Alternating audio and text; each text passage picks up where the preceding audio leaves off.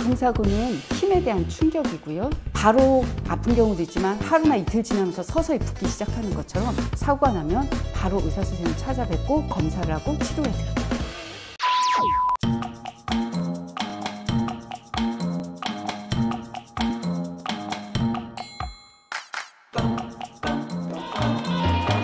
교통사고는 힘에 대한 충격이고요. 충격을 뼈가 받으면 골절이 발생했겠지만 충격을 근육과 인대가 받으면 뼈에는 이상이 없겠죠. 엑스레이를 찍어서 정상이란 얘기는 뼈에 이상이 없다는 얘기지 근육과 인대가 정상이란 뜻은 아닙니다. 그래서 엑스레이를 찍고 검사를 했는데 정상이라고 하면 환자분들은 더 이상 아프다고 말하는 것을 굉장히 어려워하는데요.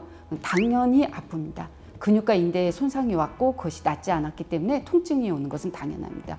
그 다음에 충격의 강도에 따라서 통증의 정도가 다릅니다. 누구는 교통사고 나고 멀쩡하신 분도 있고요. 누구는 점점 갈수록 더 아파지는 분들도 있고, 그 다음에 우리가 발목에 염자가 와도 바로 아픈 경우도 있지만 하루나 이틀 지나면서 서서히 붓기 시작하는 것처럼 교통사고도 충격의 강도에 따라서 한 이틀이나 3일 지나면서 통증이 오는 경우가 더 많습니다. 그래서 사고 났을 때 멀쩡하다고 방심하시다가 뒤에 가서 굉장히 심해지시는 경우도 많습니다. 또 하나는 우리가 메르스나 요번에 코로나 같은 경우도 기저질환이 있는 환자분들은 더 힘들어 하시죠. 교통사고도 똑같습니다. 척추에 디스크가 있거나 일자목이 있거나 또는 측만증이 있거나 협착증이 있거나 원래 기저질환이 있으신 분들은 충격을 받으면 더 심한 통증과 더 오랜 치료기간을 가지게 됩니다. 그래서 사고가 나면 바로 의사 선생님을 찾아뵙고 검사를 하고 치료에 들어가야 됩니다.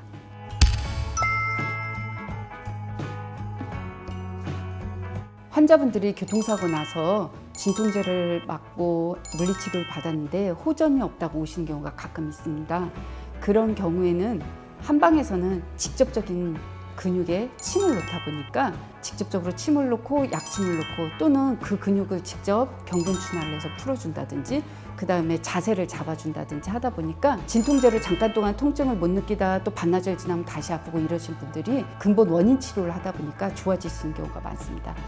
쉽게 표현하면 한방에서는 불통 즉 통, 통 즉 불통 이런 말이 있어요. 무슨 소리냐면 잘 통하면 아프지 않고 아프다면 뭔가 안 통하고 있다는 뜻이라는 표현이거든요. 우리가 손상을 받으면 근육과 인대가 긴장을 하고 기혈순환이 나빠지고 그러면 어혈이 생기고 그러면 다시 통증이 발생하고 한방에서 침을 놓고 부항을 하고 약침을 놓고 한약을 써서 어혈을 풀어주고 순환을 시켜주면 통증이 없어진다는 얘기죠. 쉽게 표현하자면 근본 치료를 해주는 것입니다. 그래서 월등한 효과를 볼 수 있습니다.